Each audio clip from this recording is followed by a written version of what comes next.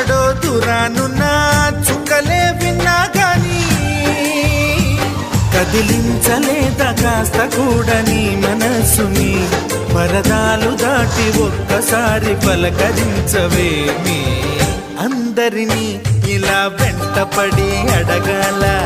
సరదాగా నువ్వే ఎదురైతే సరిపోదా నిద్రపోతున్న రాత్రి నడిగా